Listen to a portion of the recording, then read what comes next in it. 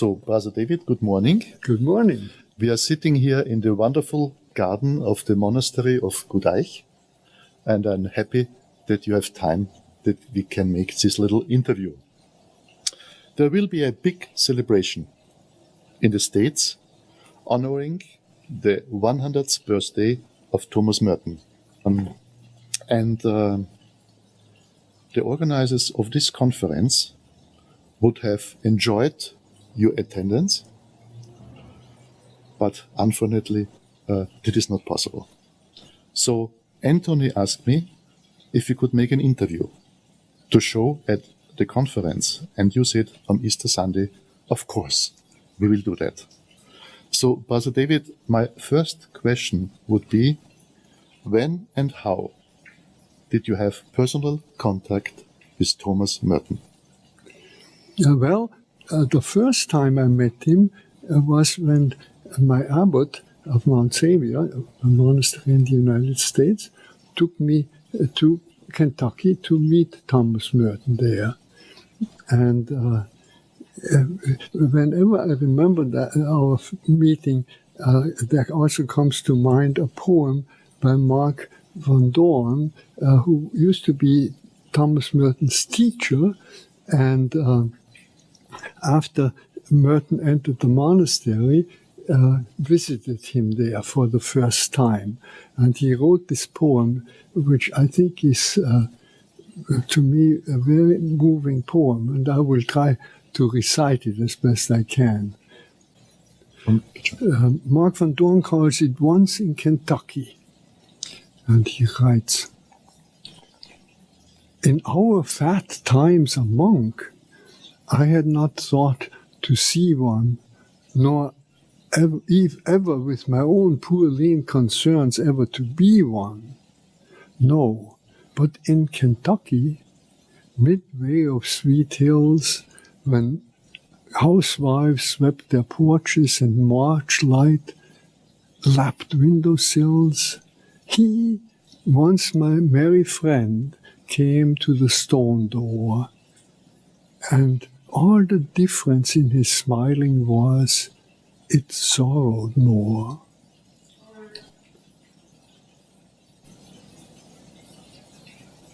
His merriment was graver, as if he knew now where it came from and what the flavor. He tasted it, the joy, then gave it all to me, as much, I mean, as I could carry home to this country whose laughter is a fat thing and dies. I stepped across its body and remember still those eyes.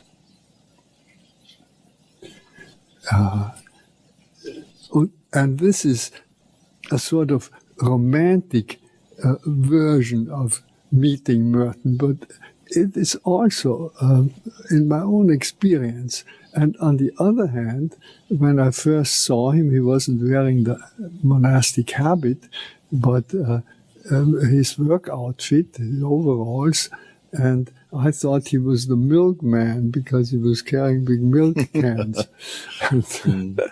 And also one thing that I remember from our first meeting and from every meeting with him, he was always so jolly. As Mark van Doorn says, he tasted it, the joy. He was always tasting the joy of life and gave it all to me. One couldn't talk with him for 5 minutes, and we were all rolling with laughter. He always had something funny to tell. Mm-hmm. And that impressed me most of him, that it was obvious that he had this deep spirituality, as Mark van Doorn says, as if he knew now where the joy started from and what the flavor really was. Mm. But he really was full of joy, also in a simply everyday human way. Mm. So it might be there's already an answer to my second question. What was the most important impact of Thomas Merton's work, spirituality, on your own path? Well, I asked him once if the things that he wrote about our Christian faith, if he could have written those same things if it wasn't for his encounter with Buddhism, Zen Buddhism above all. And usually when you asked him a question like that, he would just laugh it off and give you some quick answer. But in this case, he said, well, I'll have to think about that. And then a little while later, he came back and he said to me, you know, this question about Buddhism, I think I could not understand our Christian faith the way I do if it wasn't in the light of Buddhism. And that was very important to me because it also encouraged me on my own path to understand our own Christian tradition more deeply through my contact with Zen Buddhism. He had a great deal of contact with Thich Nhat Hanh, for instance, and with Suzuki, not Junryu Suzuki, but the T.C. Suzuki, who wrote the earliest books, really, that introduced Zen to the United States. But he didn't have the practical experience which I had because I was studying at the Zendo. So I was interested in his much more developed theoretical insight, and he was more interested in my practical experience. So it was a very interesting and fruitful encounter we had. So, Brother David, thank you for this answer. And from your practical experience from today, what could be your message to the conference? Well, first of all, I'm very happy that I can meet you, all our friends in Kentucky, in this way at least. And I think for all of us, it is important to continue to honor Thomas Merton by continuing in our time what he set in motion. And that is a deep understanding of other traditions, in his case particularly Zen Buddhism, not on a superficial way, but by going so deeply in our own tradition that we reach the point where all the traditions originate. And I can hardly imagine anything that is more important in our time than a deeper understanding between religious traditions. And if we work on it personally and each of us and all of us together, I think this will be the best way of honoring Thomas Merton on his 100th birthday.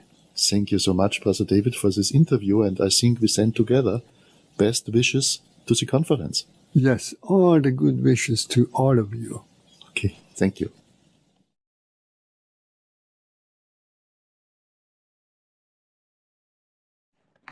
Good morning. Well, the first thing to say about my spiritual journey is that I love beer, and by that very fact, I love the world. Surely, Owsley, there's a bumper sticker in there that we could sell to raise funds for next year's festival. I'm honored to be here, and it's just a delight and a pleasure, so thank you for welcoming me and for the invitation. When I was 8 or 9 years old, music was my doorway, really my first teacher into a life of wonder and of experiencing the hidden presence of God. Long before I had ever heard of Thomas Merton, when I was 7 or 8 years old, learning to play the piano was my initiation into a life and a world charged with grace, with the grandeur of God. Now, our piano lived in the basement, and I was scared of the basement. Every afternoon, reluctantly but dutifully, I would reach out my hand as I walked down the stairs, groping in the dark, until I found the small lamp that sat on top of our piano in the basement. A turn of the switch and the old console lit up before me. And those moments of relief and of silence as I settled onto the bench seemed almost magical. The monsters now scattered. I could breathe again. And as I struck the first chords, feeling the hammers strike against strings and vibrate through my body, I seemed to dissolve into the sound, no longer conscious of time or really even of myself as a separate observing being. The play of music seemed to take my breath away and give it back to me in the same stroke. I was alive, reminded that this life, this being is charged with grace. But there was darkness too and foreboding as I learned to improvise across minor keys and dissonant modes. The piano perhaps teaching me the art of careful attention, of deep listening and discernment. Behold, pay attention, life will come before you in so many keys and disparate colors. Oftentimes I remember my father calling down to me from the top of the stairs for dinner. I would stop playing and draw a deep breath and whisper into the dark basement air, "Thank you." To whom I imagined saying those words as a 9-year-old, I'm not sure. Yet I always felt, and I still do feel, a palpable sense of presence at the piano. A someone or something other than me, with me, yet also paradoxically rising from me and bearing my spirit into the rhythms of the day. Now, the rationalist might hear my story and, citing a host of empirical studies, explain such phenomena as the explosion of neurons firing throughout my nervous system and developing brain as a young child. And I wouldn't necessarily disagree. The neurological explanation bears its own beauty and complexity. But does it account for the whole experience? Is it possible that I really was tuned into something more than myself, something more elusive than the play of neurons firing across synapses inside my own head? Looking back over the course now of 50 years of my life, it is really Thomas Merton, more than any other, who gifted me with a language and a kind of a mirror in his own life and writings for affirming such experiences of wonder, of grace, and of presence. It may seem like a cliche, but more and more I can see how Merton's writings have served me my whole life long in a way analogous to music, tilling the fields of my religious imagination. Merton reassured me from a very young age that those hidden seeds, as he called them, seeds of contemplation, were real, that they were significant, and that they were trustworthy. I was 15 when my mother gave me an old copy of The Sign of Jonas. And some days later, I came upon a passage at the very end called Fire Watch, July 4th, 1952, one of Merton's most celebrated meditations. And it begins, as many of you will know and remember if you've read the passage, with Merton putting on his sneakers and throwing the clock over his shoulder as he began to make the rounds through the monastery in the deep dark of night, checking for fire, a task that was assigned to one monk every evening. And the passage climaxes as he swings open the door out on the roof of the monastery. And I'll just read a section that kind of burned itself into my brain as a 15-year-old when I first read it. He writes, "Mists of damp heat rise up out of the fields around the sleeping abbey. The whole valley is flooded with moonlight, and I can count the southern hills beyond the water tank and almost number the trees of the forest to the north. Now the huge chorus of living beings rises up out of the world beneath my feet, life singing in the watercourses, throbbing in the creeks and the fields and the trees, choirs of millions and millions of jumping and flying and creeping things. I lay the clock upon the belfry ledge and pray cross-legged with my back against the tower, and face the same unanswered question. Lord God of this great night, do you see the woods? Do you hear the rumor of their loneliness? Do you behold their secrecy? Do you remember their solitudes? Do you see that my soul is beginning to dissolve like wax within me? And much later in my life, it was the prose poem Hagia Sophia, Merton's hymn to holy wisdom, the feminine presence of God alive and at play in the world, which captured my imagination. Hagia Sophia dares us to imagine a faith fully reconciled with the body, with the feminine, with Mother Earth, the mother of all God's peoples, histories, and cultures. What would it feel like to think and pray with a God who is not fixed like a great marble statue in the elite and faraway spaces where power is exercised, but who enters without reserve into the stream of our humble tasks, decisions, and commitments? Perhaps such a God would reignite our hope, our capacity to imagine again.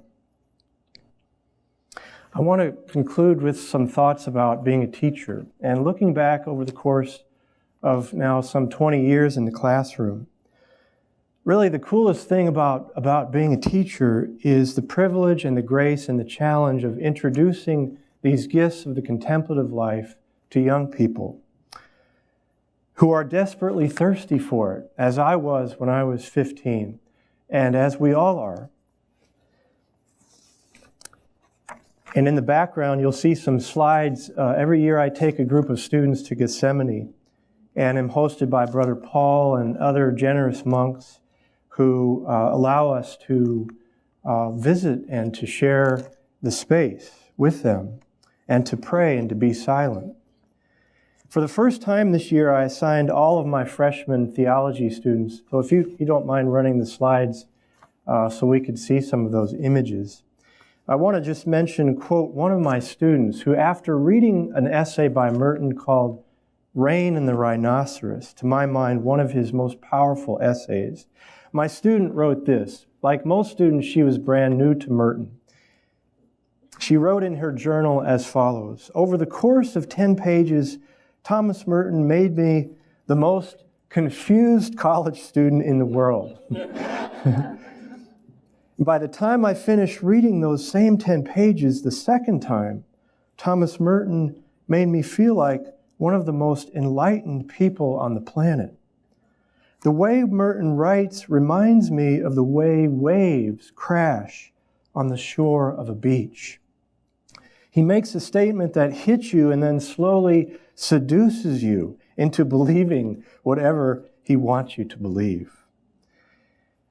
Like waves crashing on the shores of our consciousness, Merton writes, I think, by rhythms that we recognize but have forgotten. As he puts it in Rain and the Rhinoceros, rhythms that are not those of the engineer.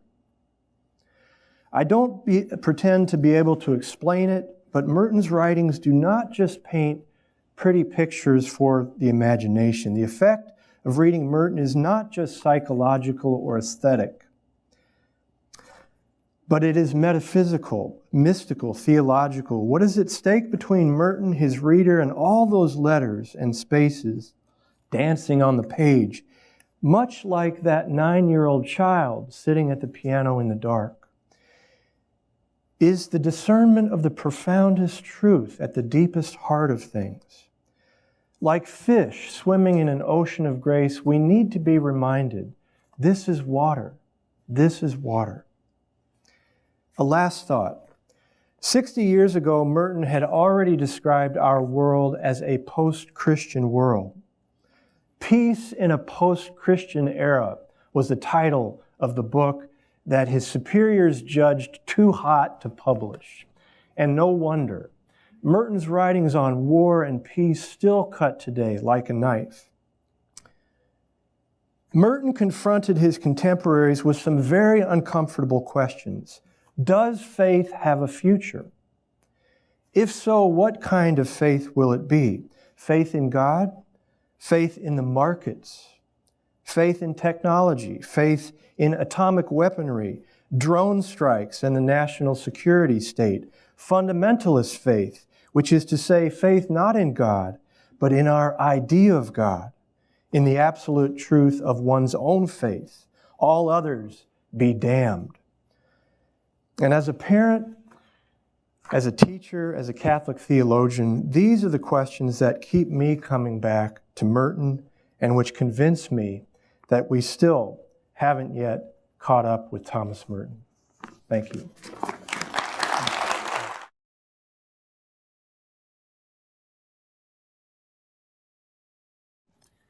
Thank you, Jonathan. It's a real pleasure and honor to be here. Very flattered to be in this company. Many of my friends from growing up may be a little surprised to see me in this company. I'll begin by recalling something Sister Veronique Girams said to me about 10 years ago. She is a Trappist nun who lives at Redwoods Monastery in far northern California. Sister Veronique got to know Thomas Merton in 1968 when he came to her monastery twice. In describing Merton, Sister Veronique said, "The mundane, if we call daily life mundane, and the sacred was together for him." Now, she punctuated this by sacred and together like that, just showing how intertwined they were. And I greatly appreciated that observation. I also wondered at what I was doing. Deep in the Redwoods, interviewing a nun about the life of a Trappist monk. Making a film about monks had not been my plan when I moved to Los Angeles in the mid-1970s. I was going to be a director of great films like The Godfather or Mean Streets or at least Harold and Maude. How did I wind up at Redwoods Monastery? And for that matter, how did I wind up here today? Well, the journey starts with childhood. I had two very loving parents who read to me and my sisters every night. And the stories, they were the greatest stories in the world. They were Greek myths and the tales of King Arthur's court. Aside from being great adventures, these told one everything one needed to know about being human, and they established some understanding of what truly matters in life. My mother took us to Sunday school most weeks. Because of this, I felt like I had a relationship of sorts with this being that was called either God or Jesus. I have one particular vivid memory, something like Chris's, of a time when I was about 5 or 6. And in my dream, this being came to me. And this was the being I'd been learning about, and spoke simply and said, "My name is God. What is yours?" And I didn't answer, but I remember waking in a sun-filled room with this wonderful feeling of peace and well-being, and also this regret of sorts that I hadn't answered the question. And as I got older, I could recall praying on many nights, often quite fervently, because I'd been told that praying was a good thing. And my prayers were formulaic and heartfelt, but not really intimate, I wouldn't say. And if you're wondering, the answer is no. God was no longer talking to me in my sleep or anywhere else that I could notice. At some point in my early teens, I brought this prayer life to a close, telling God one night that He, and I had been told that God was definitely a He, telling Him that He probably wouldn't be hearing from me for a while. But I hedged this by saying that he could look forward to me getting back to him at a later date. It was like we were breaking up, but I still wanted to be friends. And after that, it gets sort of fuzzy, and which is not too surprising because that was about the time that my consuming interest became alcohol and other means of obliterating any trace of who I actually might be. This continued through college and well into my 20s. That was when I returned home from my time in Los Angeles. My dream of making big budget films had been just that, a dream with not much follow through and a lack of the necessary skills. So I came back to my hometown. It was a cold and gray winter. Sound familiar? And despite this bleak setting, there were some good things. I was reading a new variety of great stories by people like Kurt Vonnegut.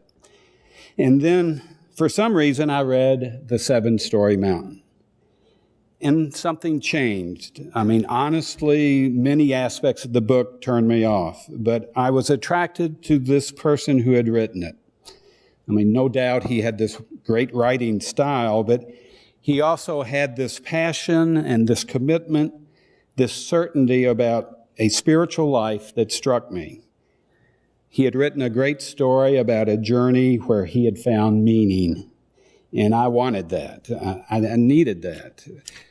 So I thought it would be a lark to go see where he had lived. I figured that at worst it could be an offbeat adventure that I could joke about at parties. I went for the weekend and was changed for life. And hearing that, I know how glib it sounds, but there is truth in it. What changed? My entire orientation to living changed. What did it? Well, there were many factors, but if I could point to one thing, it was simply being still. Really still, and for the first time in a long time, being open to wonder. And wonder in what? Well, in the monks, in their chant, in the woods surrounding the monastery, in the sky, in the ants that were in my room, in life. That's where it started. In the stillness and wonder of that weekend, I could sense in my mundane life something sacred. I left that weekend with a wonderful feeling of peace and well-being and a gladness that this time I was responding to a presence that had spoken to me. It's been almost 40 years since that weekend. I can look back and analyze much of this awakening and know what a psychologist would point out. A confused, slightly depressed, underachieving young man, desperate for some sense of purpose, clutches at a straw that is offered by a gifted writer. And there could be truth in that analysis. But there are also these gifts that have endured for some 40 years. The qualities I initially admired in Merton, passion, commitment, and certainty, I have embraced and been able to retain them. Well, the first two, anyway. I don't mind the absence of certainty that much. As Merton wrote, and I will loosely paraphrase, faith means doubt, and any person of faith who has never had doubt is not a person of faith. Another gift that has endured for me is the power of Merton's writing. The Merton writing I love, as well as the many wonderful books written about him, are like the walking stick used by the traveler in the poster for this festival. It supports me, these writings. Merton has supported me and pointed me to other great writers and seekers of truth. For me, perhaps Merton's most significant gift has been his great generosity in sharing how he struggled to find his truth. This has helped me in my struggles as well. Yes, since that Epiphany weekend, there have been many highs and many lows. As the years go by, Merton has helped me to see that in the struggle, there is life, and it is sacred. There is a final gift that has endured and continued to grow. Merton, my admiration for him, my films, my attempts to tell good stories about great people has opened me to a nurturing group of friends. We all know that any trip is helped by friends. They are people like you, people like the monks at Gethsemane. One of them will speak right after me, Brother Paul Quenon. In my last film about Thomas Merton, I interviewed Brother Paul about the experience of being taught by Merton. He shared that Merton often used the phrase, "you see," when teaching. Now, ending a sentence with the phrase, "you see," was essentially sort of a conversational tick that Merton had. But Paul points out it was also illustrative of what Merton was doing, helping Paul and the other novices to see. I suspect Merton has helped us all see in some way, which brings me back to my friend, Sister Veronique of the Redwoods. Through people like her and Merton, I see better. One of the things I see, a vision that sustains me on this journey that I dare to call sacred, is this: the mundane, if we call our daily lives mundane, and the sacred are together. Thank you.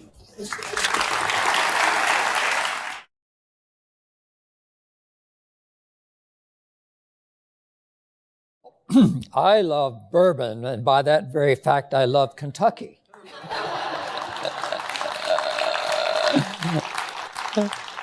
So, what can I say about Merton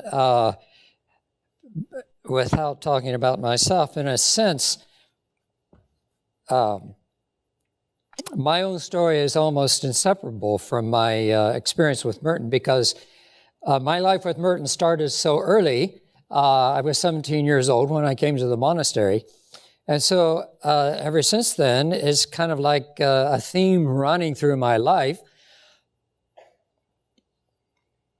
So would I say I was a disciple of Thomas Merton? Actually, that's not exactly the truth. I wouldn't say I was a disciple of Thomas Merton. And Father Lewis, I call him Father Lewis, pardon me, that's how we called him at the monastery. So Father Lewis at one time said, do not call any man father. You have one Father in heaven. And Christ, you are disciples of Christ. And, he really believed that. I think that's kind of the attitude he wanted us to have about himself. So, nevertheless, I would call him my mentor. And I think he's a mentor for many people. He's one of those people you can consult, and you sort of stop and bend an ear to what he might have to say about something or other, and then go back to thinking about the issue on your own terms. Now that is precisely what he would want you to do. He didn't want you to look for answers in what he had to say or what he wrote. He wanted you to look at the issue yourself. So that point that you were making about he would end up a sentence by saying, "you see," and well, that's the point. That you see. He wants. There are things that maybe you haven't looked at. Well, let's look at it, and then you see. And see with your own eyes and with your own mind. So that's very much his approach. That's how he treated people. So just to kind of start a little bit ahead of myself, I would say I had him for my spiritual director. As a novice, you had to go see the novice master every other week. And he would treat me like an equal. Here I was, 17 going on 18, and now I'm 74 going on 19. But he would treat me as an equal. I didn't have the feeling that he was talking down to me at all. And, well, that was very reassuring because, I felt, well, okay, I can be an adult. And I was very much into an imitative mode with relationship to him to begin with, because I had read The Seven-Story Mountain before I came to the monastery. I was in high school. And it was one of those books that Catholics knew about. So I had read The Imitation of Christ, and that really made me think seriously about, well, it related me to Christ, because the whole book is a dialogue between the soul and Christ. I got into that dialogue, and it's continuing even until this morning, as you might have heard earlier on. Then I read the seven. Well, so I thought a monastery is a wonderful place. That you can go and live, you're in relationship to Christ all the time. I wanted to continue that. I wanted to have, this source of love, which was so immediate and so imminent. I wanted to have that all the time. So I said, okay, monastery. Well, where am I going to go? I guess I'll have to go to Europe. There aren't any monasteries in the United States, are there? I was willing to go to Europe. I had already studied 2 years of French. So, okay, I'll go to Europe. But then I read The Seven-Story Mountain. I said, oh, so there's an American monastery, the Abbey of Gethsemane in Kentucky. I'll go there. So I wrote to Gethsemane. I didn't know there were other monasteries, even some closer to home. So as I say, I was into something of an imitative mode. And so Merton talks about playing the bongo drums up in New York. So I got some bongo drums. And then I wasn't very good at it. And then he talked about, in the Seven-Story Mountain, going from one church to another. When he'd go to Rome or someplace, he would go to the churches. So before I entered the monastery, I crossed the country to help out my brother on his construction site, and I would stop in churches. But it was kind of a good thing, I thought, well, here's a model. I was following this model, and when I went to London, I did the same thing. I crossed all the way from St. Paul's to Trafalgar Square, and I stopped on church. And I found a lot about England, about the religious state of religious life in London, just by stopping in at the churches. You could pick up things psychically. It's interesting. So there I was, a kind of a young man in an imitative mode with regard to Thomas Merton. And then I met this guy called Father Lewis, and he was pretty kind of, interesting and friendly. And he said, well, we'll take you over and we can go out in the woods and start chopping down trees and things like that. But I was still looking around. Which one is Thomas Merton here? And the one I kind of picked out was kind of tall, statuesque, black hair, angular face, but it wasn't him. I found out it wasn't him because I found out that my novice master was Thomas Merton. Father Lewis was Thomas Merton. It took me a whole month to find that out. Well, that was a darn good thing because by then he wasn't Thomas Merton. He was Father Lewis. And he was there to be mentor. So I would say I'm still in that mode. His books do that for me. I don't read them intensively. I love reading him when I'm in solitude at the Hermitage. I'll go up to the Hermitage and spend a week. A really great place to read the private journals. Good time to read the private journals. And some of you know I take groups up there, and when I take a group up there, I'll pull out the private journal blindly and pick the day we're on, and then read what he has to say on this day, from 1948, 58 or something. And by golly, it always speaks to the group. There's always something that's right on target. So, even when it comes to chancing, he speaks. He's a mentor. So the whole thing about the Thomas Merton group that meets always the last Sunday of the month, o'clock. It's open. He continues to be a mentor. I don't read a lot of Merton anymore. I've read almost everything. But, he continues as a voice. And when I, get together with people like these, he continues to be a voice. The conversation is going on. And that's how I relate to Merton. Just one thing that I picked up in that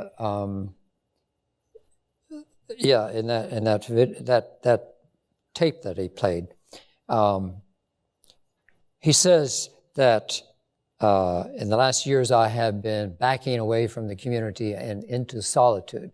And that made me think of a dream I had as a novice that I talked to him about when I went in for spiritual direction. I was driving down a highway, and a car passed me on the left, and the driver was Father Lewis, but he was facing my direction. He's driving, So I told him that dream, and it's amazing how that dream really, he was backing away from the monastery. He was driving backwards, but we were going in the same direction. So that pretty much states the relationship we had as director and directee at that point. He was actually pulling back from the life I was going into. I was trying to get into the community life. He was trying to get out of the community life. And the amazing thing is that Dom James would let a man like that be the novice master. And yet, his attitude was that it's your vocation. And what that gave to me was a sense of the freedom of the life. The monastery is not just a fixed, rigid place. People can have a variety of vocations within it. He was sort of like shifting to a more solitary kind of life. And this kind of left a lot of wiggle room. It shows you that you've got the monastery, but then you've got your own vocation to work out. And that's what it did for me. I think the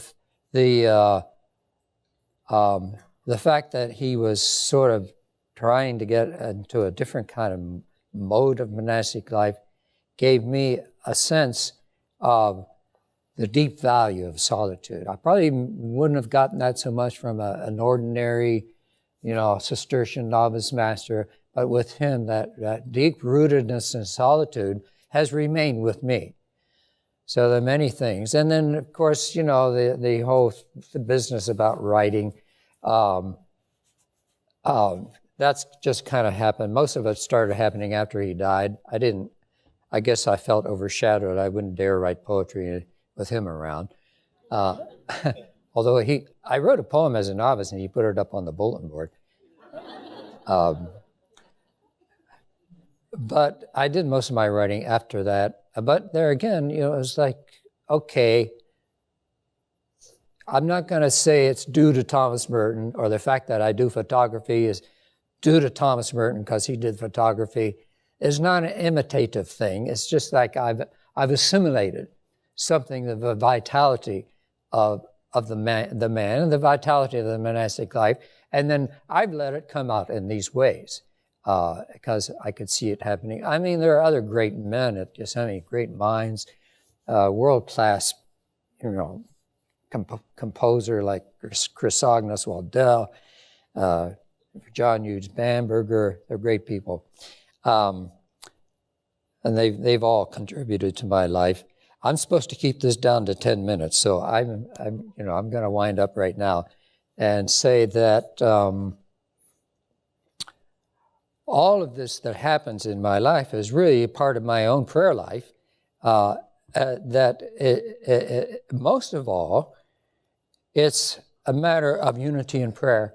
I think he's still there in all of that in my prayer life. And I can really tell he's that in your prayer life and other people's prayer life. The people that come to the monastery, you had that question about, well, what is that influences them? Well, I think somehow he gets into their prayer. They can hear when they read Thomas Merton, they hear a voice that is something of their own voice, and he can put it that way himself. They can feel a heart that is like the heart that they themselves have, and maybe didn't even know that they have it, but which is something that comes awake in the quiet moments, and that comes awake in the basic quest that we all have in our search for God.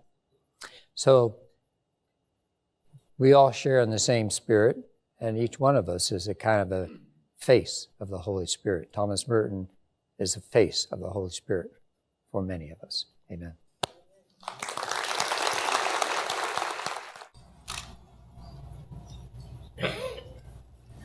Well, we've all heard the voices of my friends, our friends, and now we can listen to your voices. I invite you to ask any question you might have, and hopefully it's a general enough question that any of us, any of the panelists rather, could answer rather than address to a specific person. I'm also of the mind to give you the freedom to, rather than ask a question, that you very briefly, tersely, might tell us of your response to this session, or what is it about Thomas Merton that brings you here and that turns you on. And again, if you wish to do that, rather than ask a question, be as direct as you can. We have 10 minutes. So the floor is open.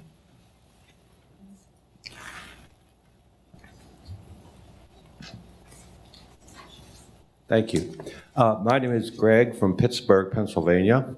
And first of all, someone wanted to know a bumper sticker and my suggestion is 100 bottles of beer on the wall, 100 years of Thomas Merton. Secondly, this week in the Catholic tradition is Ascension Thursday. And since he was ordained, I believe, on Ascension, I think, it would have been a Thursday. So this Thursday might be an appropriate day to remember him as becoming Father Louis officially. My question is, where I heard that he rumored to have fathered a child, I immediately thought of Augustine, who had a child, Deodatus, out of wedlock, Dorothy Day, who had an abortion before she had her daughter Tamar. So my reflection is, when people have feelings of guilt or shame in their sexuality, where might Merton be more than just a rumor? Did he ever admit that? Is it one of the secrets about him that you dance around? And therefore, where could he be a model for people about guilt and shame in relationship to their sexuality?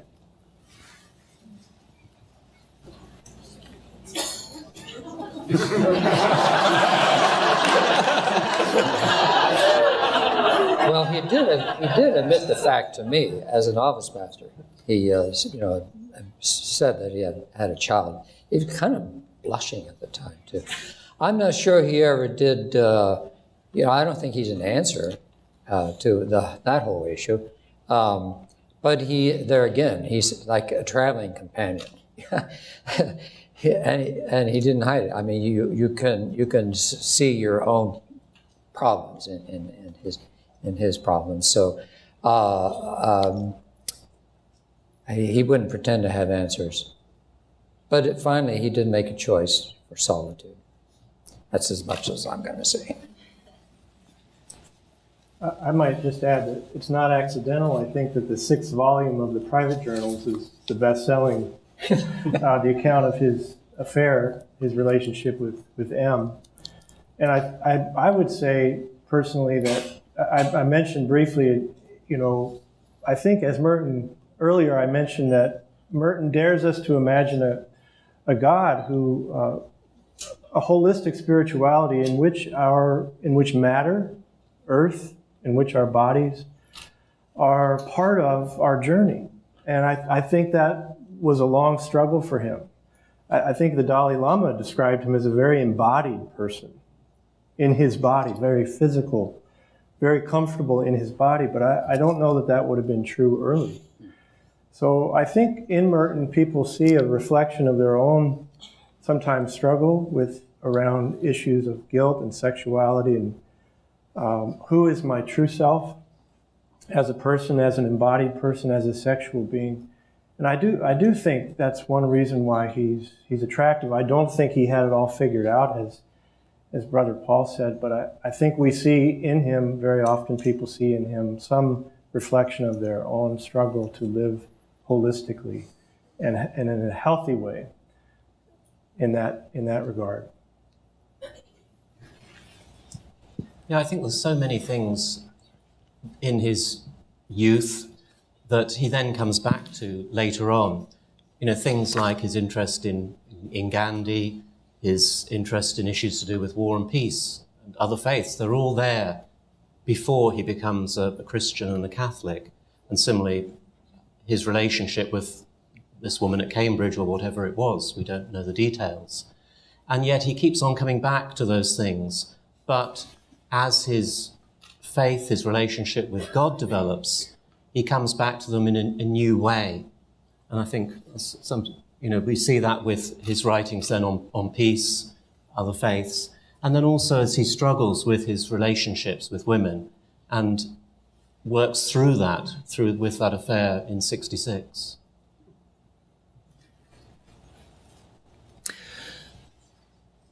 My name is Jim McGee, and as we listened to the brother from California speaking to us, he invited us to go deep enough into our own tradition until we reach the point where all traditions meet.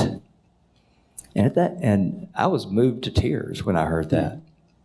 And it was comforting that I don't have to abandon my own tradition in order to explore others. And I recall reading in his Asian journal where Merton says that I have to be grounded in my own tradition deeply in order to explore the traditions of other people in Asia.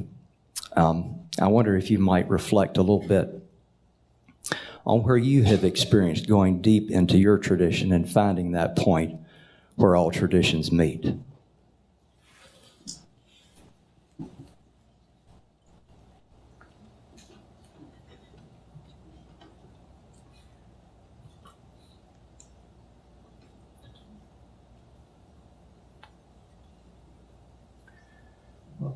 I can share just briefly that after college, I spent some time in Colorado. I packed up a van and with all my music equipment and from Lexington, Kentucky out to Boulder, Colorado to study at a small Buddhist college called Naropa Institute, now called Naropa University, which was founded by a Buddhist teacher from Tibet named Chogyam Trungpa Rinpoche. So there was this whole American Buddhist community in Boulder that I suddenly was, a cradle Catholic my parents were terrified. They were sure I was going to come back, with my head shaved and wearing saffron robes. But what I found, and what they found, my parents found, just to echo your comment, that there was nothing to fear in that immersion in the wisdom of another tradition. In fact, within 2-3 years, I was sort of drawn back into my own Catholic tradition, but at a much deeper level, I think, from those deeper well springs of common experience of meditation and mysticism and all those places that Merton invited people into. And so that sort of digression, if you want to call it that, was no digression. In fact, it brought me back in a deeper way to my own tradition and elements of my tradition that had never been taught to me. That was the other revelation, that there's this whole aspect of the Catholic tradition that was completely unfamiliar to me. And so Merton in a roundabout way, but also the Buddhist tradition in a very direct way, it reintroduced me to my own Catholic roots. Yeah, I've been asked, well, why would you want to make another film about Merton? You've made one. Well, one thing, quite honestly, this is his 100th birthday. So it seemed like a good idea in that sense, but also that message of Merton's that you can be by being secure in your own tradition, it's okay to grow and meet and talk and communicate with others. And that's really what I tried to focus this new film on, that that path of Merton's to do that. And because I think it is so important today, that reaching out and communicating couldn't be more important. I think that we can continue together to reach out to one another, for we all represent different traditions, really, no matter what faith discipline we follow. We are all not only often strangers to ourselves, but each of us is a whole community of diversity and traditions and thought and wisdom. And we should take this opportunity, if you don't mind my being imperative about it, to, during this Festival of Faiths, to reach out toward one another.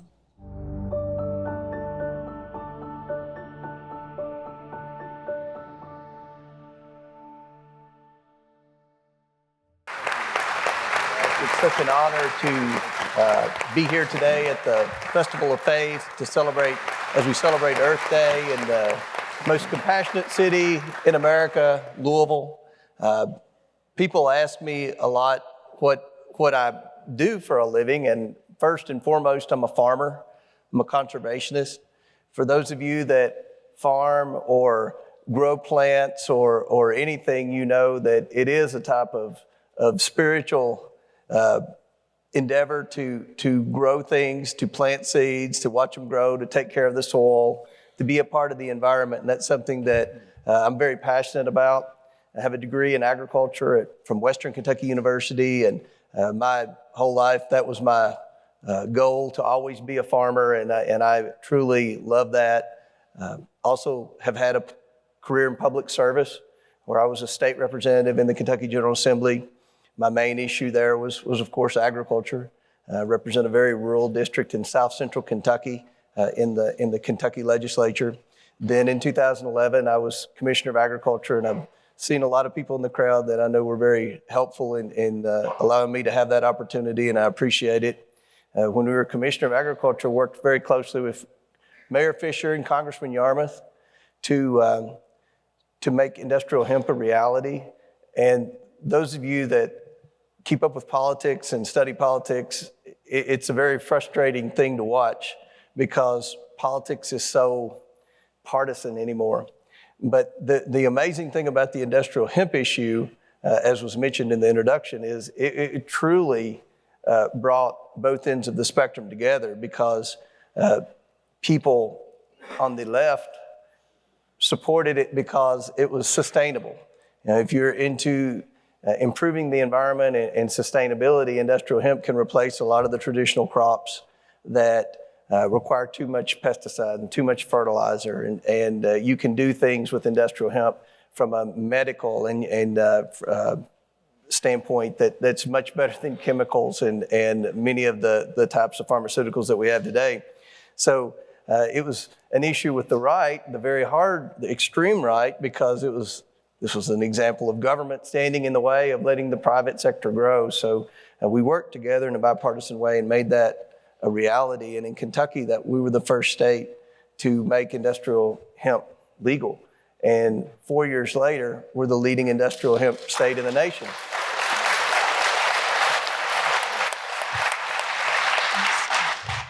And one of the big questions that people had, is this economically viable? And yes, it's economically viable, and we have more companies that are interested in growing industrial hemp in a sustainable manner every day, and I'm very excited about that. And last year I was very blessed to get elected to the United States Congress. And when you go to Congress, they ask your committees requests, and I was probably the only one that ever wrote down their first committee request to be agriculture. So they're, oh, okay, well, if that's what you want, it's going to be hard. I'm like, yeah, it's going to be real hard to get on the agriculture committee.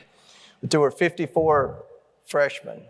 There are 54 freshman members of Congress, 27 Republicans and 27 Democrats. Of the 54, I'm the only farmer in the freshman class, and I'm proud of that because I really believe that there are opportunities and there are things that have to be done to improve agriculture. And we can grow our agriculture economy, and we can do it in a sustainable manner. When you get to Congress, there are an endless supply of caucuses. I'm sure Congressman Yarmouth has probably talked about that in Louisville over the years. There's a caucus for every country in the world. There's a caucus for every issue in the world. The first caucus that I joined was the organic caucus because we're not meeting the demands of the organically grown fruits, vegetables, proteins, and there are things that we have to do as a nation to encourage that and to foster that. So that's something that's going to be very important to me as a member of Congress to try to obviously focus on agriculture, focus on family farmers, but also focus on sustainability and to try to grow the amount of organically produced foods that we currently have in the United States. Another issue that is very important to me, it was mentioned in the introduction, I got to work with the Kentucky Proud program when I was Commissioner of Agriculture, and that's a great program that makes people aware of this is locally grown food, and that's been a huge initiative, a successful initiative of Mayor Fisher here in Louisville. But we've tried to even be more specific in that. We've had the Homegrown by Heroes initiative, which made consumers realize not only is this a Kentucky Proud product, it's a Kentucky Proud product produced by a military veteran. Because we have a lot of disabled military veterans, unfortunately, that are coming back to the United States, and the unemployment rate for our military veterans is even higher than it is for any other profession, and that's awful. And as I said initially, and those of you that have ever produced food know that it is spiritual, and it is a type of therapy, and it is a tremendous opportunity, a tremendous occupation for our veterans, many of whom have returned injured or traumatized. So that's something that was very important. We also had an Appalachia Proud initiative. The economy in Eastern Kentucky is so bad. And the Appalachia Proud branding initiative targeted and made consumers realize this is a Kentucky Proud product produced in the mountains. Because so many people from Eastern Kentucky have ended up in Lexington and Louisville for economic opportunities to get a good job and to raise their family. But they identify with Eastern Kentucky and their heart's there and they want to support that. So that was another initiative that we had that hopefully made a difference. But I look forward to working with everyone in the sustainability community to try to make people aware of how we can produce food in an eco-friendly manner, and how we can be more sustainable as a nation, whether it be energy policy, whether it be agriculture policy. And I believe that it can be done, and it can be done in a bipartisan way. And that's a goal that I have. But I appreciate the opportunity to be here. You have 3 speakers much more credible than I, and I'm looking very forward to listening to them and answering any questions. Thank you.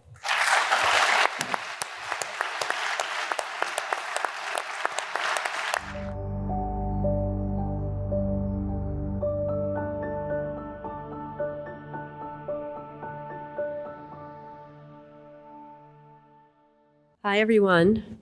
We're just coming off of our strawberry high from the Strawberry Jam Festival, our 5th annual, which kicked off our 2016 growing season last night in the Shawnee neighborhood in a celebration of Kentucky-raised strawberries and West Louisville talent and community. And then I woke up this morning and I came here and I heard Rabbi Lawrence Kushner speak. He blew my mind. He talked a lot about our relationship to the divine, and the way he described it is very different than we normally describe our relationship, with a big circle being the divine and a little circle inside it, hollow, thus proving his point that we are inside the divine and the divine is inside of us. We are all divine and part of the divine. And I take this to mean that everyone, everywhere, all this around us is all divine. And therefore, everyone in my adopted and beloved home of Louisville are all one. And therefore, it's against my personal values and Jewish tradition and values that our policies, laws, and institutions in regards to fresh food access do not advance equality. And as far as what I understand from my very bright anthropologist friends, humans evolved to eat mostly plants, and we also need air and water. These are all basic needs. So shouldn't they be rights? Shouldn't access to fresh food be a basic human right? Well, I'm sorry to report that there's no law and no policies guaranteeing this, not on a federal, state, or local level. I've never heard any place in the country or any leader stand up and clearly state that this is a right and a clear path to a rightful conclusion. So, on the other hand, we are very blessed in Kentucky to have more farms per capita than any other state besides Iowa in the country, and a lot of rain. And this blessing, therefore, is a great opportunity to bring together farmers and people who are very much excited to organize together, regardless of facing their struggles with fresh food insecurity, and create fresh stop markets with new routes. And that's exactly what we've done. And we've worked as an umbrella organization for the 13 fresh stop markets that are about to pop up this growing season. And that's the biggest fruit of our labor, are the fresh stop markets. They pop up at churches, community centers, and now housing authorities in fresh food insecure neighborhoods. But it's very different than a conventional farmer's market. The food has been paid for in advance so that farmers don't face the same degree of risk they do with the standard farmer's market. And families pay in on a sliding scale, pooling their food stamps and cash in order to qualify for wholesale prices from local farmers, each receiving a share of 10 varieties of delicious Kentucky food biweekly. So Rabbi also spoke this morning about that flash that one gets when you know that this is all the divine. And I think I understand that when I see my 16-year-old daughter eat her Kentucky-raised spinach. I see her laughter, I hear her, I see her talents, but I also feel it at the fresh stop markets. And there's something very holy about local farm fresh food making its way from the hands of our farmers into a neighborhood and neighborhoods where high retail prices and limited individual family resources have prevented this from happening in the past and is happening now, all at the will of the community with very limited resources. And knowing that we have farmers that you're going to hear from tonight, like Bree from Rootbound Farms, that will build food justice into their business plan and sell food to families who otherwise couldn't afford to purchase fresh, local, organic food, that there are people traveling from all over the county now to come into a neighborhood they may never have been to before to pay the higher end of the sliding scale in a city that has been highly segregated for one, maybe two generations. And yes, all this is extremely divine. Thank you.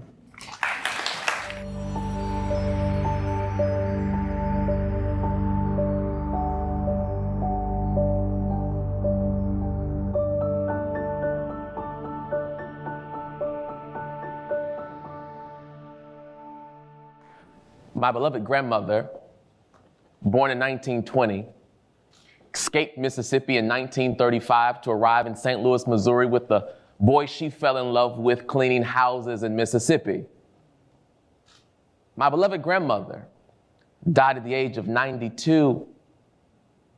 And just before she died, on December the 26th, it was December the 25th, Christmas Day, that she said, "Baby, I don't have enough money to give you a gift." I said, "That's fine." She said, "But I do want to tell you something." I said, "Yes, ma'am." She said, "God never expected you to achieve perfection? I said, yes, ma'am.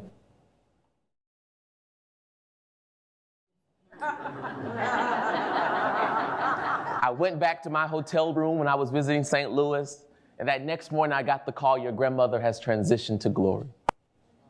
My last words, God never expected you to achieve perfection. My sacred journey begins in the space of being raised in a traditional African-American Baptist church where God was a man.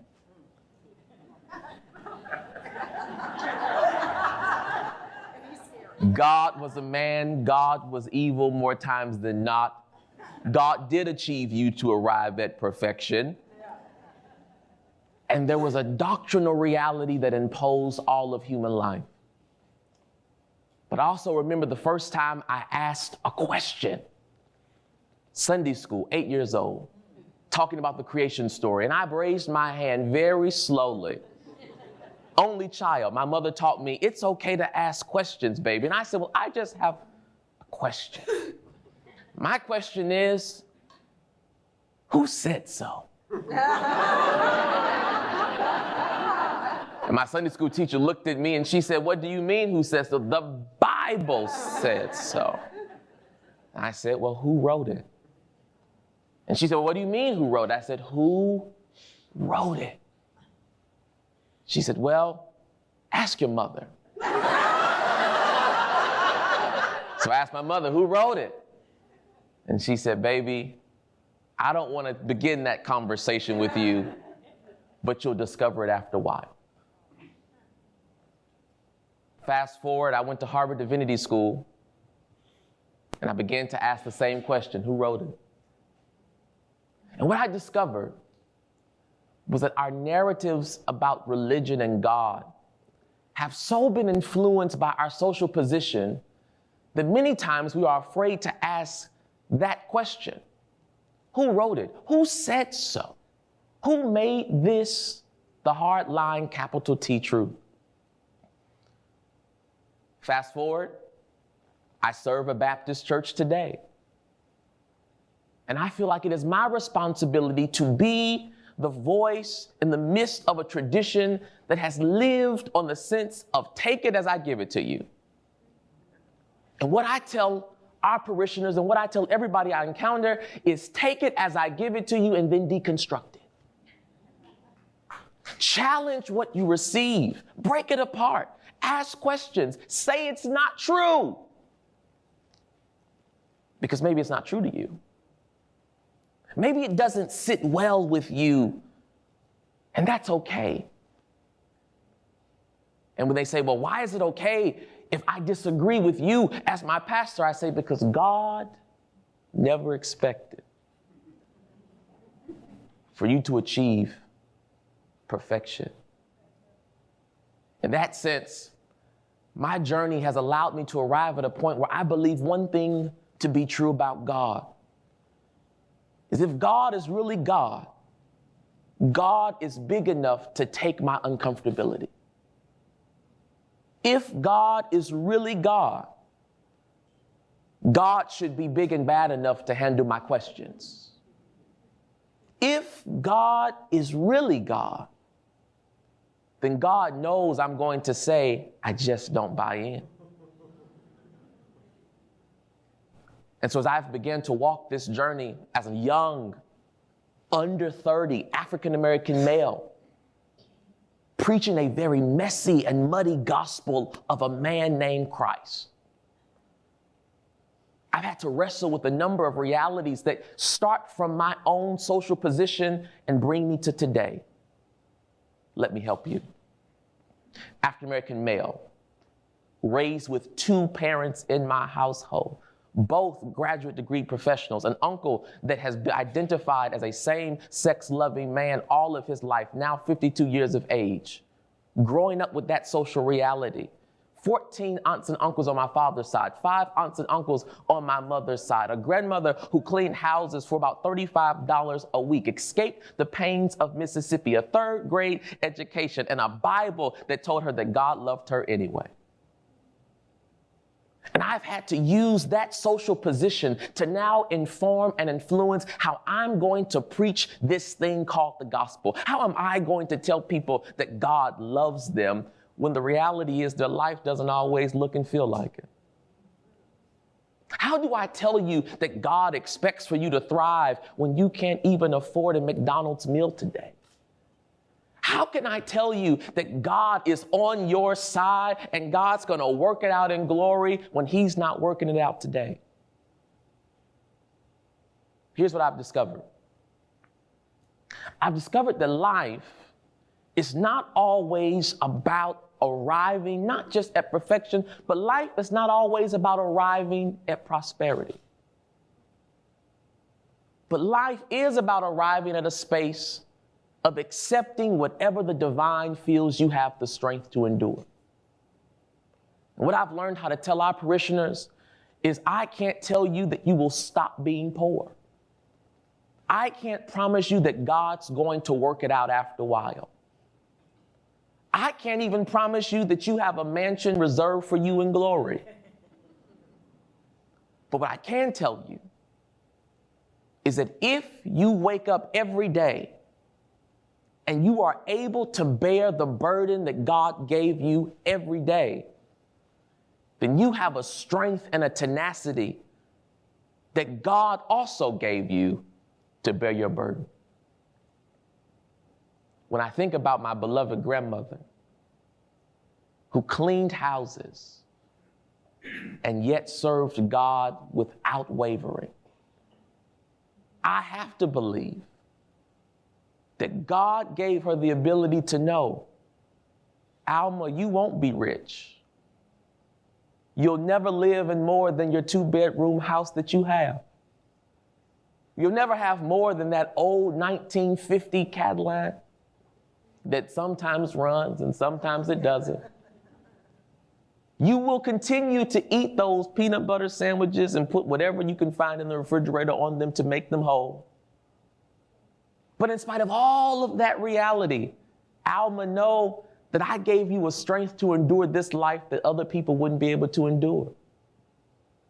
And so what I've discovered is that when God gives us burdens, he gives us burdens according to the proportion of our strength.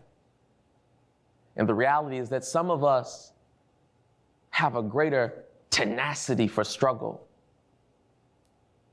And because of that tenacity that God gave us to bear our struggles, I believe that that is prosperity. Prosperity is when you come to the realization that your life is what it is because it has been gifted to you by the divine. And even if other people look at your life and say, my God, I never want to be that way, the beauty is they probably couldn't handle it if they had it. But the rejoicing point is that you can handle it, because I believe, like the old black gospel tradition taught me growing up, that if what comes to you does not take you out, it only came to you because God used it to make you stronger. And so I continue to negotiate this life as a black preacher of a gospel that I've questioned, I've challenged, I've deconstructed, but I've also presented back to the people. Because God never expected for me to achieve perfection, but I do believe that God expected for me to bear this cross of challenging the thing that I love the most.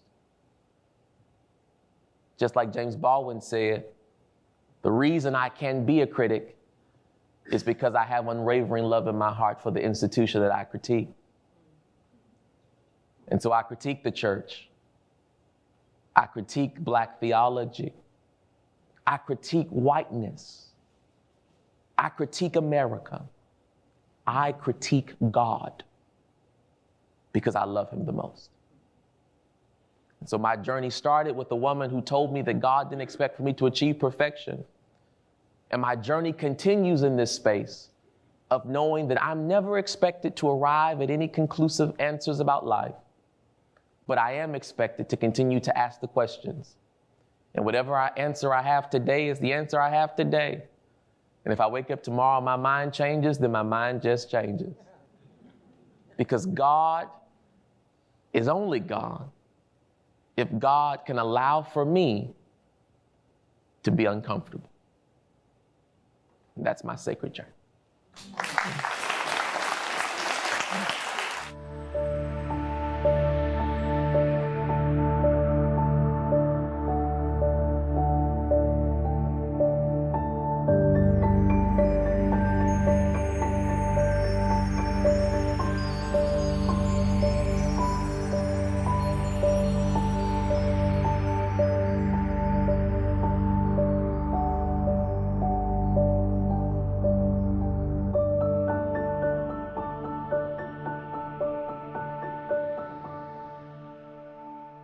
I was trying to put the spiritual journey idea into context of what I've heard over the last couple of days. And what I've been hearing is about the importance of contemplation and of meditation, of finding time for oneself to think and pray and reflect. My journey as a child began watching my daddy on his knees doing his rosary every night and saying his prayers every night. Mummy also was on her knees, but I don't know, somehow the image of Daddy on his knees was really quite powerful, and obviously still is at 68, I'm telling you about it.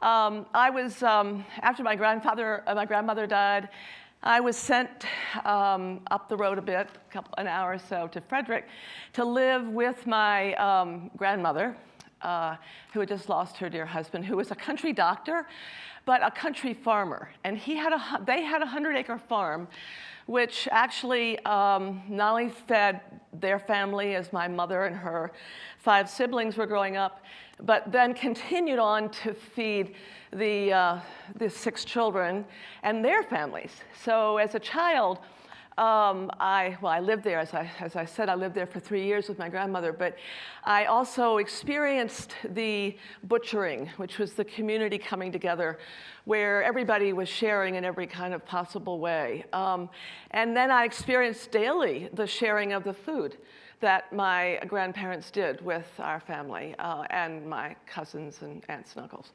So we lived in a little village called Laytonsville, which now I went through after my husband died. I did kind of somebody told me I did psychotherapy on myself. I don't know what, I went on a journey to kind of go back to my childhood and sort of revisit who I was. And before Alzy and I married, and I went into this little town that I had so loved, and I hadn't been there for years. And it was like a ghost town. And when I lived there as a little girl, it still had its sidewalks, but it had vibrant sidewalks. It had 2 country stores.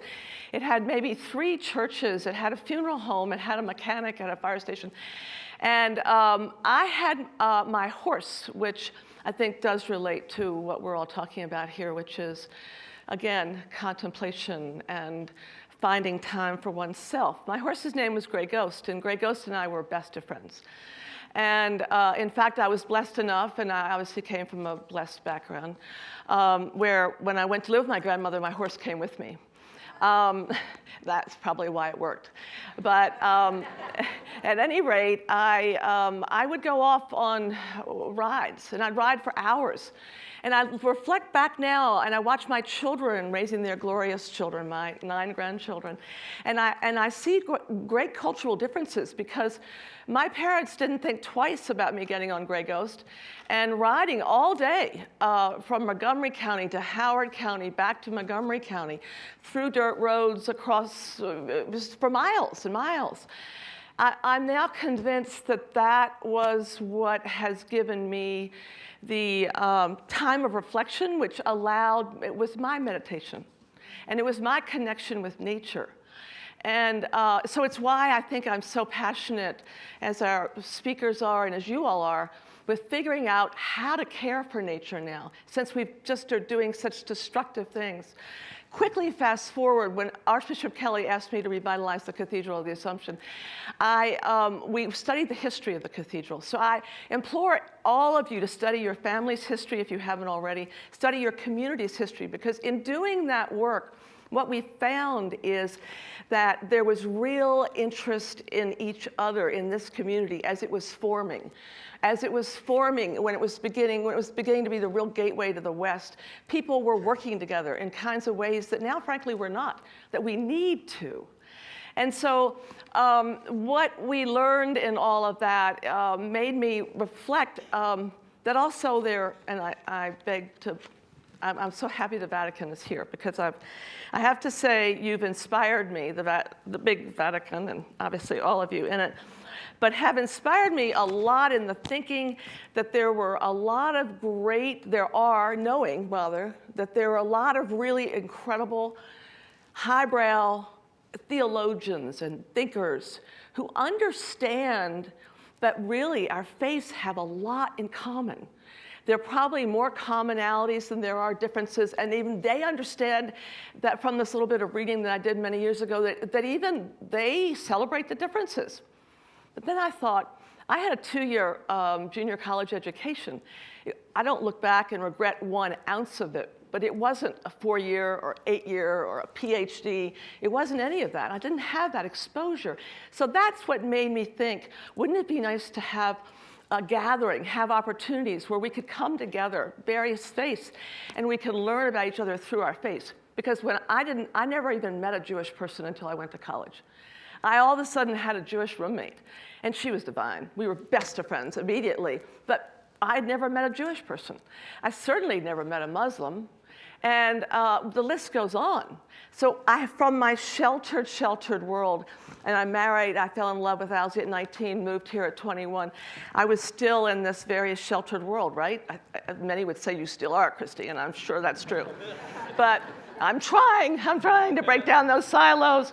But anyway, what I thought was, gosh, if all those great thinkers know that we belong together, then let's do it ourselves. And so here we are in our 20th year. It's totally extraordinary to me. And it's because, frankly, of all of you that are here, of all of you previously who cared, thought that there was a thread of some hope, of some value in this event. And so I thank you for that. I want to thank my son, who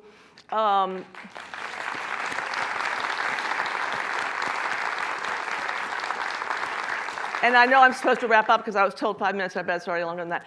But the thing that's important about thanking Owsley from my perspective as his loving mother is that I think that the future is in the hands, as we know, of Owsley and the younger generation.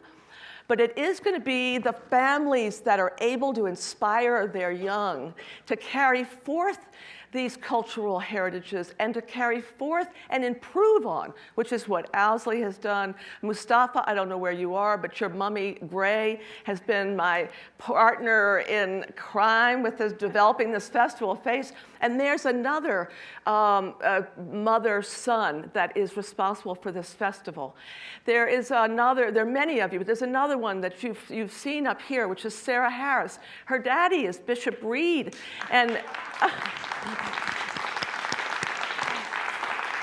and if it hadn't been for Bishop Reed early on, our Episcopal bishop, we wouldn't have our festival like it's true for many, our rabbis and our imams. So I want to thank you for that. I think right now we are at a tipping point, as Father Michael said so beautifully, and Cardinal John talked about. And what I read, I'm not going to try to quote him, but what I heard him say is that he's proud of his ancestors. And I'm proud of his ancestors too, and every day I get more proud of his ancestors, and I resent the fact that they were called pagans. Because they knew that the water, the air, and the soil are sacred. And they are just now, yes, clap.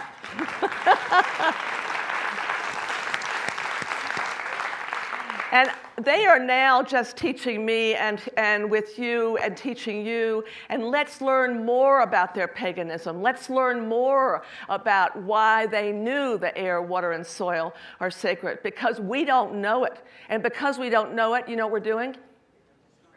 We're killing ourselves. Everybody so far has been pretty mild. I say we have a world health crisis on our hands of the serious degree unlike we've ever seen before. Now, I'd love those of you who have statisticians at your fingertips to go and use them and just prove that what I'm saying is wrong. Prove that I am an extremist and that I have lost my balance. I'd love to hear that. Really, seriously, because I'd love to go play some golf. I've never played golf. But there are a lot of people that like it. And I might be good. I used to play tennis. I don't know. But I'd love you, as my concluding thoughts, first of all, again, to thank you. And again, to thank these distinguished gentlemen that have come from so far to really bring their extraordinary global wisdom to us and to become, hopefully, our long-term partners. Because at Louisville, I believe, and they've heard me say it, is an extraordinary point right now as a laboratory. And we will really be a successful laboratory when we actually figure out how to take our harmony circle of health and how to really personalize it, realizing that each one of those spheres belongs to each of you. Each one of those spheres belongs to the community, and it's only when they're in balance will we be healthy. Thank you.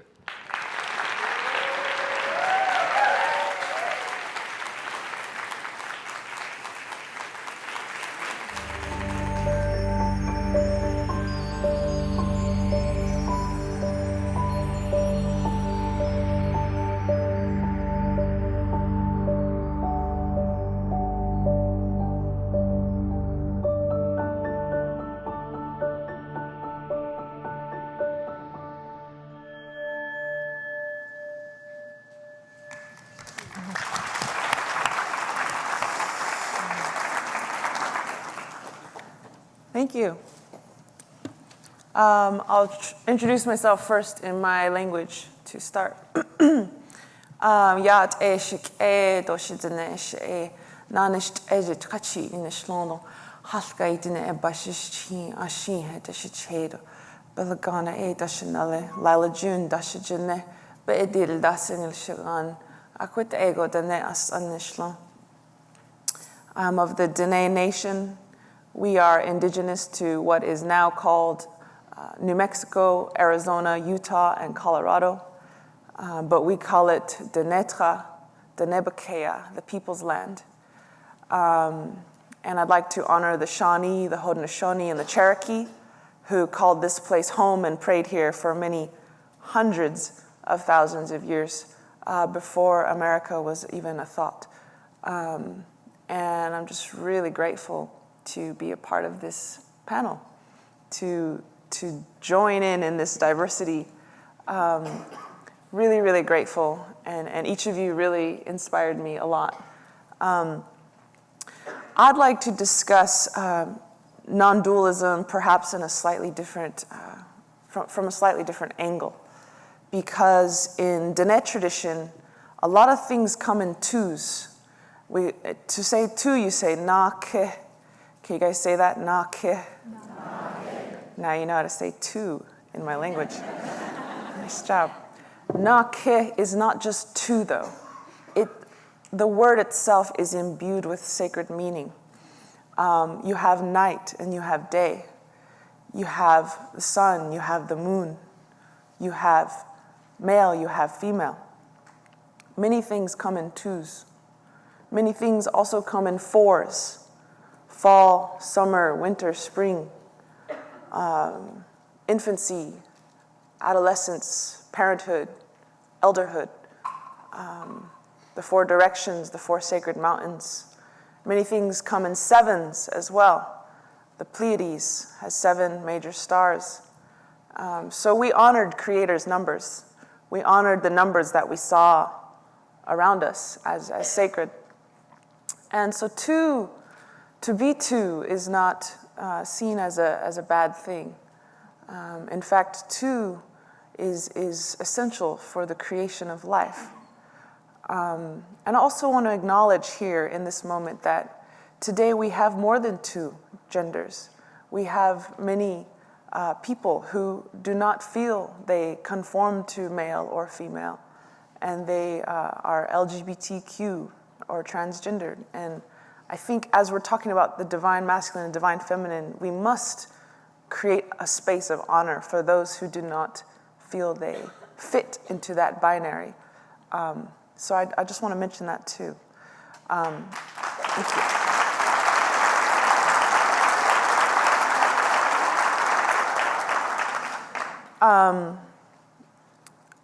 And there is this sacredness of two-ness at the same time. And I'm also a believer in paradox, that we can be many and one at the same time. We can give an academic speech and do hip hop at the same time. So prepare yourself for that.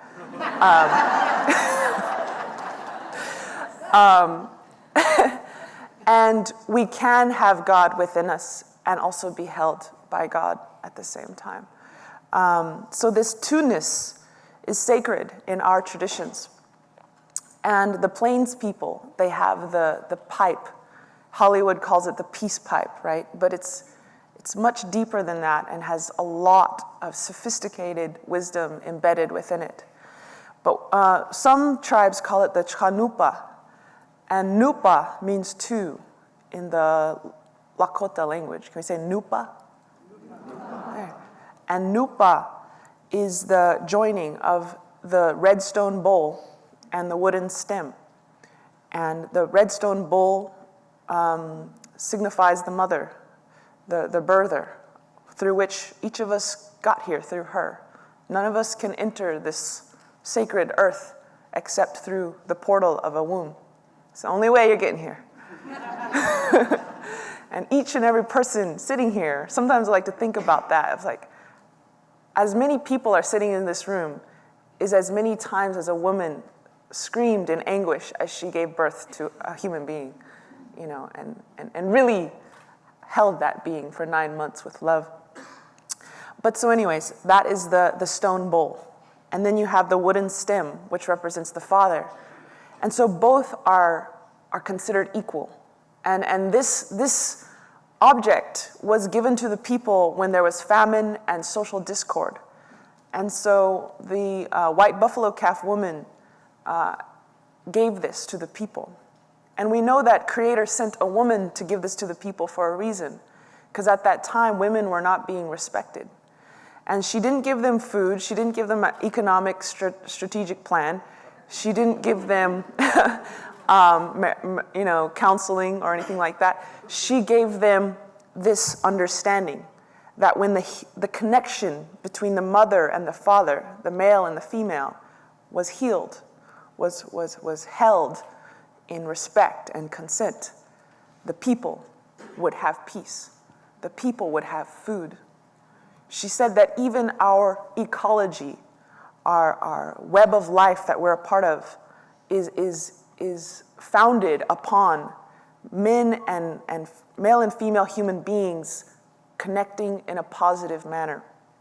And so as we know right now, there's a huge resurgence of the feminine occurring, everything from the Women's March to this conference itself, to what is occurring in Palestine that I recently saw when I went there, is this confronting patriarchy. Beautiful things are happening. And at the same time, I believe we must also honor the masculine, to not overcorrect, to not demonize the masculine. Because at this moment in time, we must understand, we must see through the tricks, that it is not men who have harmed the world. It is a dark force that works through both men and women. And that this dark force is what my elders told me, because I've been through a lot of abuse, a lot of physical abuse, and both men and women have done this to my body. I used to be a drug addict, so that's a whole nother story. But in that state, I got hurt a lot. And the ancestors and the angels sent me a message. They said, Lyla June, it is not men who has hurt you. It is the dark. And so to honor both the feminine and the masculine in this time, and to see them both as two crucial parts of a whole, and to see them as equal, and to see them as beautiful. I think that is the healing that is being requested of us in this time, to see each other as beautiful, to see each other as sacred, and to honor the fact that our brothers, our male-centered folks, they are, like I said, pigeonholed in a world where they're not allowed to feel. They're not allowed to express emotion. And my elders tell me that it's actually men who are the emotional ones, not women. And so the half of society that is the most emotional is given the least amount of space to feel, to process. And so my little message I have today, because I don't have much time, is that we need to give men folks a place to feel. And we need to give women folks a place to be safe. And recognize that it is not either of us that is the demon, but it is the darkness, the puppet master above that plays off of both feminine and masculine fear that is to blame for the situation that we see.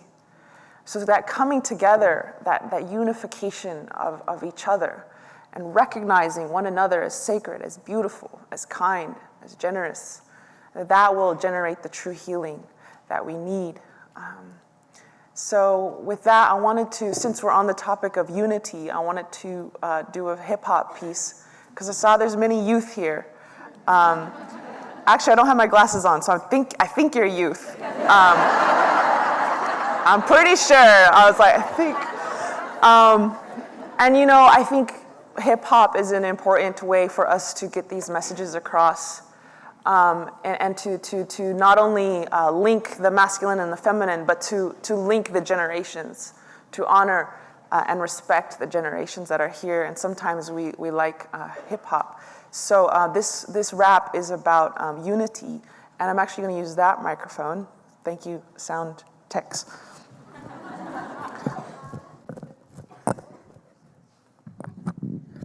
Mic check. Okay.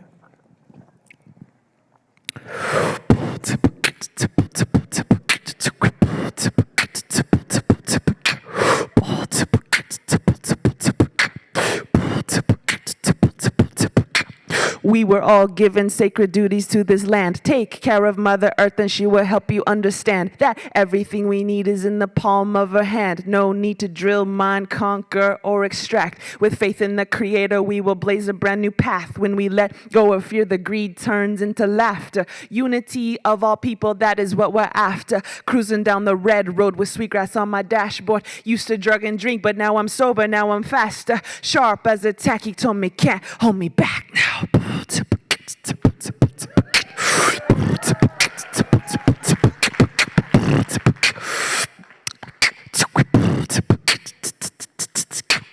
I just want to build a new world for my children with love, prayer, and unity. This nation is rebuilding up from the ash of genocide and division. Red, black, yellow, white as one, that's the vision. Every race participates in this new beginning. Sacred is the masculine and sacred is the feminine. Infinite, indigenous, continuous, deliberate. Nothing can stop the people once they got their intention set. Some people say that the land can be owned. Some people say that the land can be owned. But deep in our hearts, we know it isn't so, because we don't even keep this flesh or this bone. No, we can't take it with us on the soul's journey home. The only thing we keep is the lessons that we know. So when we wake from the slumber to remember we are one beautiful people under one beautiful sun, we must also release all claims to the earth, because she don't belong to us. We belong to her.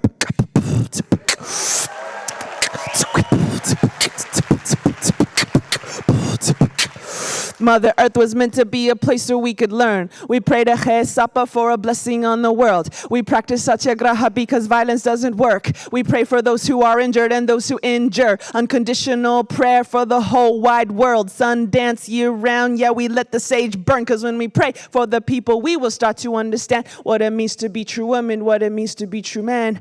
Cradled in the arms of the sky and the sand, just a strand in the tapestry of the master plan, because together there is nothing that we can cannot achieve. Together there is nothing that we cannot achieve. Can I hear you say that? Together there is nothing that we cannot achieve. Together there is nothing that we cannot achieve. Together there is nothing that we cannot achieve. Achieve, find love, find healing, find unity. Honjon na haslin, honjon na haslin, honjon na haslin, honjon na haslin. Yeah.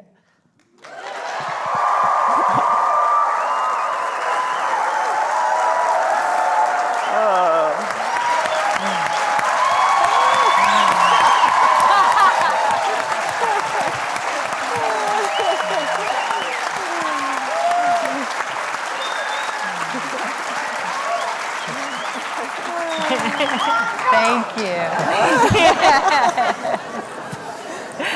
Oh, a lot of questions come up.